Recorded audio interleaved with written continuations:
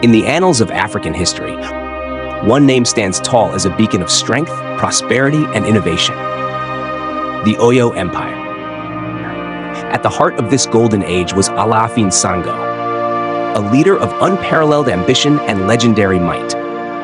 Today, we journey back in time to uncover the power, splendor, and conflicts that shaped this extraordinary civilization. When Alaafin Sango rose to power, Oyo stood at a crossroads. It was a kingdom with vast potential, but unity was fragile and enemies lurked at every corner. Sango, a descendant of Oduduwa himself, was no ordinary leader. Stories of his mastery of lightning and fire spread across the land, earning him the awe and respect of his people. His coronation was a grand affair. The palace courtyard overflowed with nobles, chiefs, and commoners dressed in vibrant aso-oke garments. Drummers played with rhythmic intensity, while dancers moved in celebration. As Sango was crowned, he raised his staff of authority, a symbol of his divine mandate to lead Oyo to greatness. Soon after ascending the throne, Sango focused on expanding the empire. He understood that power wasn't just about battles, it was about prosperity.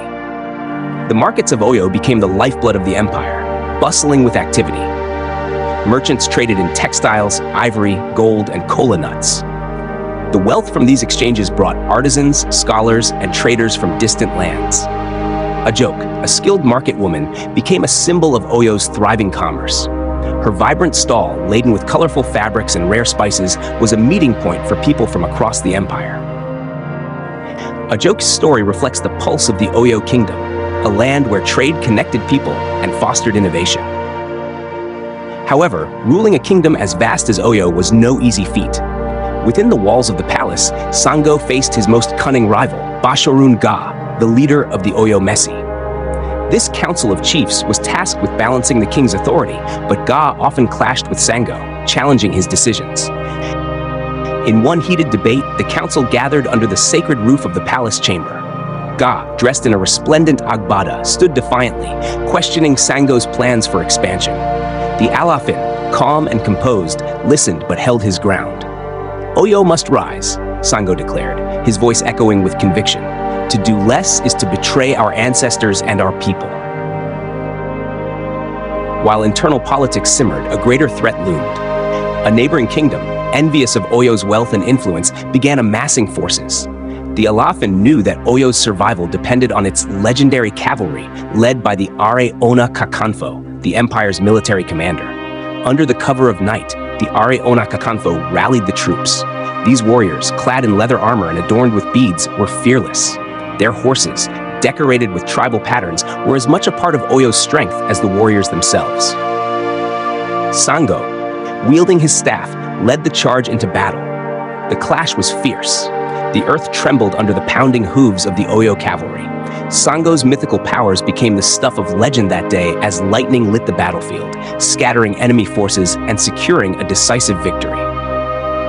The golden era of Oyo. With its enemies subdued, Oyo entered a golden age. The kingdom grew into a beacon of culture, innovation, and governance. The palace became a hub for diplomacy and artistry, with bronze plaques and sculptures depicting the empire's triumphs. Ajoke's market flourished even more, with goods now flowing in from distant lands. "This is the Oyo I dreamed of," she often said, her stall surrounded by customers. For the common people, the Golden Age was as much about peace as it was about prosperity. Sango's reign eventually ended, yet his legacy endured.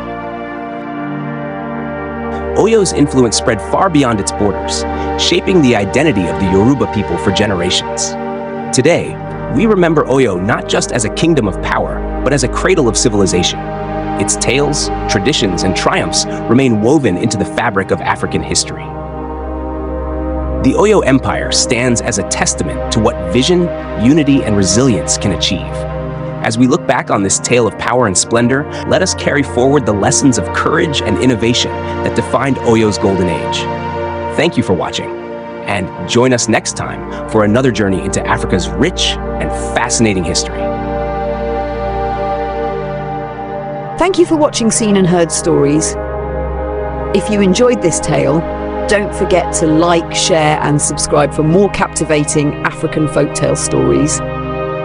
See you in the next story.